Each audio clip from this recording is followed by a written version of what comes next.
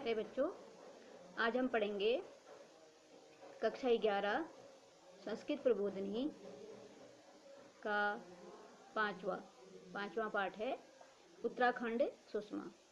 उत्तराखंड सुषमा इस पाठ का जो नाम है उत्तराखंड सुषमा। सुषमा का मतलब होता है सुंदरता। तो प्यारे बच्चों, आप लोग सब जानते होंगे कि उत्तराखंड में जो सुंदरता है उससे न केवल भारत अपितु विदेशों के लोग भी इस उत्तराखंड में भ्रमण करने के लिए आते हैं। यहाँ की संस्कृति, यहाँ का इतिहास, यहाँ की परंपरा, यहाँ के धर्म के बारे में जानने और पर्यटक स्थलों का भ्रमण करने के लिए आते हैं। हर वर्ष लाखों लोग यहाँ पर आते हैं ताकि इस शांत और हरी भरी वादियों में वो घूमें फिरें और आनंद का अनुभव करें। तो यह जो पाठ है वह पाठ भी एक दो मित्रों का है, जिसमें एक मित्र दूसरे मित्र को पत्र लिखकर उत्तराखंड के बारे में जानना चाहता है ताकि वह उत्तराखंड के बारे में जानकर यहाँ आने का अपना कार्यक्रम निश्चित करें।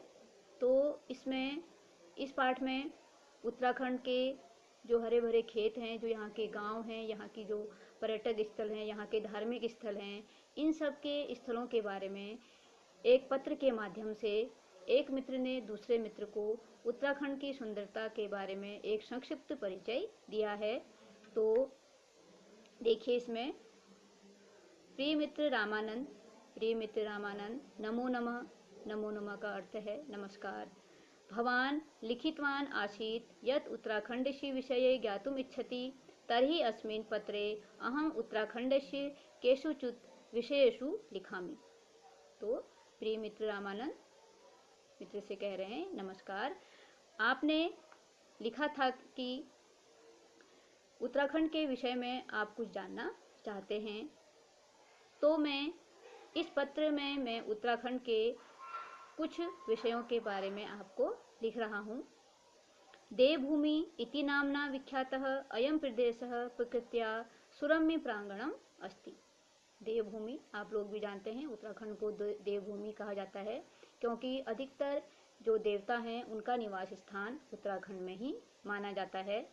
तो देवभूमि इस नाम से विख्यात यह प्रदेश प्रकृति का एक सुंदर आंगन है। प्रांगण मतलब आंगन है। अत्र क्वचित विकसित पुष्पाणि फलानि भारयुक्ता लता पादपा सुंदराणि मनोहराणि उद्यानानि दर्शकानां चेतांसि हरन्ति। तो यहाँ की सुंदरता के बारे में बता रहे हैं कि यहाँ कहीं विकसित मतलब खिले हुए फूलों फलों, भारयुक्त लता पादपा, इनके भार से लताएं और पेड़, सुंदर मनोहर बगीचे दर्शकों के मन को अपनी ओर आकर्षित करते हैं।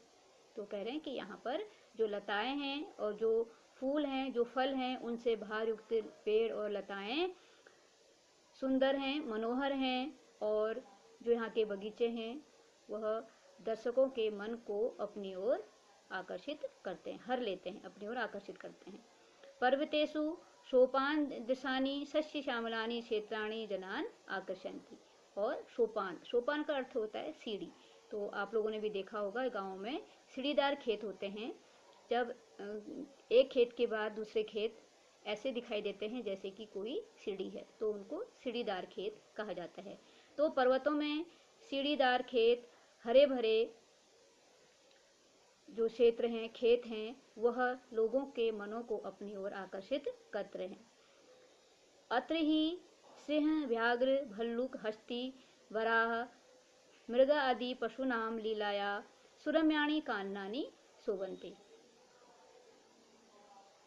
और निश्चय ही सिंह, बाघ, भालू, हाथी, सुअर, मृग आदि पशुओं की क्रीड़ाएं सुंदर बगीचों को शोभायमान, जंगलों को शोभायमान करती हैं। क्वचित अरण्येषु शुक, पीक, चकोर, मयूर, सारिका, मराल आदि पक्षिणानां कुंजन कलरवे कर्णा टिप्यन्ते। और कुछ स्थानों पर वनों में तोता, कोयल, चकोर, मोर, मैना, हंस आदि पक्षियों के कलरव कानों को तृप्त करते हैं। क्वचिद आश्रम मठ मंदिरेषु घंटा ताल मृदंग आदीनां वाद्यानां ध्वनि प्रातः सायं देवभक्तानां ध्यानम आकर्षति। और कहीं आश्रम मठ मंदिर में घंटी, ताल, मृदंग आदि वाद्यानाम जो वाद्य यंत्र हैं उनकी ध्वनि प्रातःकाल और सायकाल देवभक्तों के मनों को अपनी ओर आकर्षित करते हैं।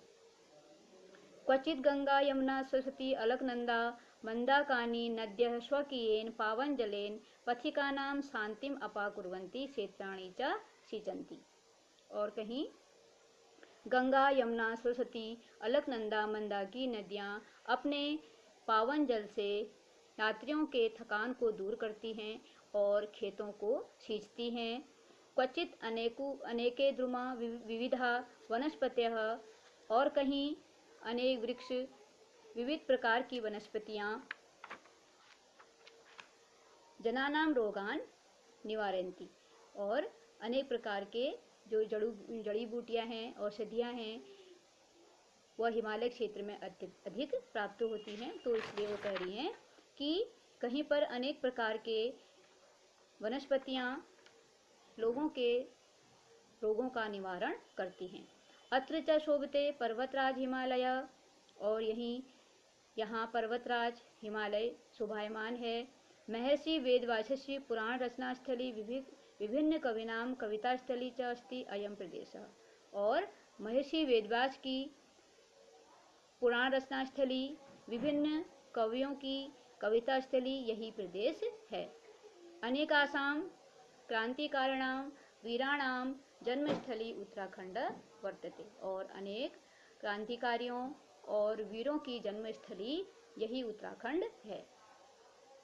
अत्र बद्रीनाथः केदारनाथः गंगोत्री यमुनोत्री च चत्वारि धामानि धार्मिक जनानां श्रद्धा केंद्राणि वर्तन्ते। और यहाँ बद्रीनाथ, केदारनाथ, गंगोत्री, यमुनोत्री चारों धाम धार्मिक जनों के श्रद्धा के केंद्र हैं। अनेके धर्मपरायणे जने निर्मिता धर्मशाला नूतना निर्मिता राजमार्गा च तीर्थयात्रां सुखदां निर्मान्ति। और धर्म में लगे हुए अनेक लोगों के द्वारा निर्मित धर्मशालाएं और नए बने हुए निर्माण किए गए हुए जो रास्ते हैं वह यहाँ आने वाले लोगों की यात्रा को सुखद बनाती है। प्रतिवर्ष न केवल भारतेष्यैव अपितु वैदेशिका अपि अधिकाधिसंख्यायाम् अत्र समागच्छन्ति। प्रतिवर्ष न केवल भारतीय अपितु विदेशों के में भी से अधिक संख्या में लोग यहाँ पर आते हैं। तीर्थयात्राणि गंगाया पावन शीतले च जले स्नात्वा। तीर्थ यात्रा के बाद करने वाले गंगा के पावन जल और शुद्ध जल में स्नान करके मठ मंदिरेषु च भगवत दर्शनानि कृत्वा आत्मनः जीवनम धन्यम कुर्वन्ति। और गंगा के पावन और शुद्ध जल में स्नान करके वह मठ मंदिरों में भगवान के दर्शन करके अपनी आत्मा और जीवन को धन्य करते हैं। तत्रैव पर्यटनार्थम समागता अपि यात्रिका। यहाँ पर अनेक प्रकार के और वहीं पर्यटन के लिए आए हुए यात्री भी या मसूरी, नैनीताल, कौसानी, कुसुमो उपत्यकादिषु सुरम्येषु स्थानेषु आगत्य प्रकृत्या मनोहर सौंदर्यं विलोक्य स्वर्ग सुखमिव अनुभवन्ति। तो यहाँ पर पर्यटन के लिए आए हुए यात्री भी मसूरी, नैनीताल, कौसानी, फूलों की घाटी आदि रमणीय स्थानों पर आकर इसकी मन को मोहने वाले सौंदर्य को देखकर स्वर्ग के सुख का अनुभव करते हैं। अत्रत्या जना सरला परिश्रमशीला बुद्धिमंती च भवन्ति। और यहाँ के उत्तराखंड के लोग अत्यधिक सीधे साधे और परिश्रमशील और बुद्धिमान होते हैं। सांप्रत्य अपि एतादृशानि स्थानि पर्वतीय प्रदेशु द्रष्टुं शक्यते यत्र जना गृहेषु तालकम अपि न स्थापयन्ति।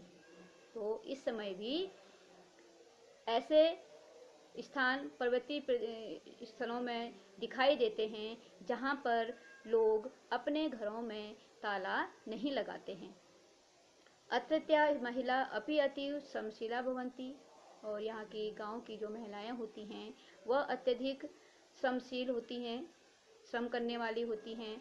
अतदैव कारणम अस्ति यत् प्रतिवर्ष देश विदेशतः लक्षशः जना अत्र आगत्य जीवने नूतनो उत्साहम आनंदम शांतिम च प्राप्नुवन्ति।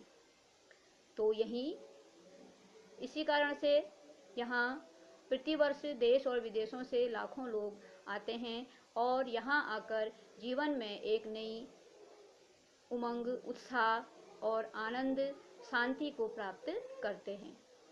भवान ग्रीष्मावकाशे अत्र आगच्छति चेत समयेन सूचयतु येन वयं यथा योग्यं व्यवस्थां कुर्याम, भवतः सानिध्यम अस्माकं कृते अपि आनंदप्रदं भविष्यति। तो उत्तराखंड की सुंदरता के बारे में उन्होंने पत्र के माध्यम से अपने मित्र को बताया। उसके बाद वह उनसे पूछ रहे हैं कि भवान मतलब आप अगर ग्रीष्मावकाश से, यदि आप गर्मियों की छुट्टियों में यहाँ आते हैं तो आप समय से हमें सूचित करें, जिससे हम यथा योग्य व्यवस्था करें और आपका साथ हमारे लिए भी आनंद देने वाला होगा। आपका मित्र चितरंजन। ठीक है बच्चों, यह पाठ आपको समझ में आ गया होगा। इस पाठ को अच्छे से समझ लीजिए और बाकी का जो पाठ है वो मैं आगे अगले वीडियो में आप लोगों को भेजूंगी।